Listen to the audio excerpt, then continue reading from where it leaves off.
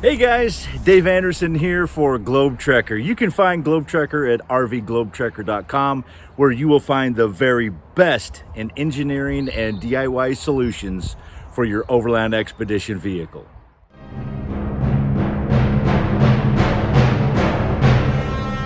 Now, typically, GlobeTracker does not do the interiors, except for we do have some 4x8 sheets of the FRP with the Asdel onboard as a backer. This is so you can get the same look on the interior and exterior of your bathroom wall. And just like the other GlobeTracker wall panels, they're completely waterproof. So let's take a look inside of a GlobeTracker habitat and see what concepts you might be interested in. From the very beginning, you should decide if you're going to have a pass-through or not. Believe it or not, this will help determine the pivot placements on your zero torsion subframe.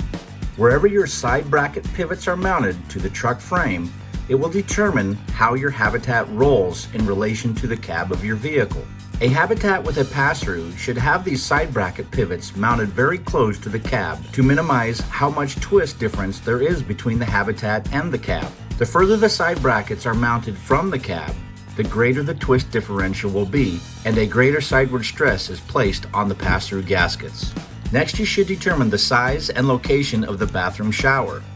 This will determine important locations of vents, ceiling lighting, some windows, and most importantly, interior walls.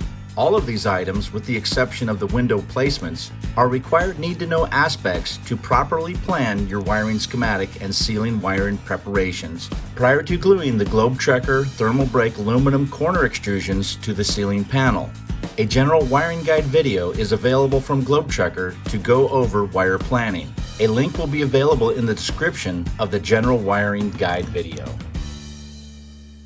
Another very important pre-planning step is to determine the placement of your solar charging and monitoring components, electrical distribution and capacity components, and your controller components. GlobeTracker has certified Victron dealers that can help determine space requirements for the size of system that your choice of electrical appliances demand. So the box itself is constructionally stable with the aluminum extrusion around the perimeter. So there's a column system that actually holds the roof and walls and creates a rib cage, as we've talked in prior videos. This actually is a freestanding item. What we are using though is being able to just adhesive or bolt to the frame. So in the side here, there's actually in the middle, we have actually pilot and drilled into the frame to secure the walls and the panels together, so therefore they don't shift or move. There's Sikaflex, because you want Sikaflex on the back side in certain spots to actually just remove any vibration or distortion. But everything in here is freestanding and really isolated and not a structural member, include the wall here. There's actually with some gap inside and just caulked it in, and so therefore it's all clean. So there's nothing that's required to support the roof. It is freestanding on its own. Bathroom layouts can vary as determined by the client's choice.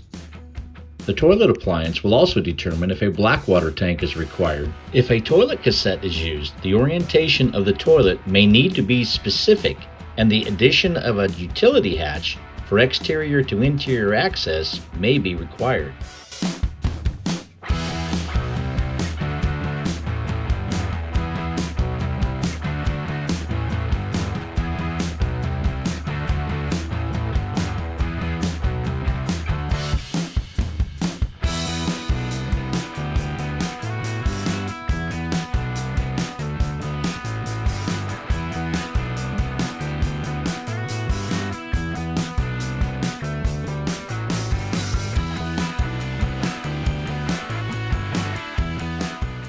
And then of course the water tank. 37 gallons water tank. Is that where it's gonna sit? That's where it's going to be. It's going to strap it down right there, fill it in. Water fill will be right over here. Electrical access, like on most RV, comes from the camp spot. This will be my winter tank, and then I'll have a summer tank outside to get more water capacity. Right. You'll notice in the back, I actually, it's all painted and kilsed. So I used plywood, made plywood stud walls. And then everywhere I had a sink or a basin that I needed screwed to, I actually put a piece of plywood in there, so I have a backing material as well too. So very nice and rigid. Access hole for the back of the shower head. So we'll lift that up, access the shower port.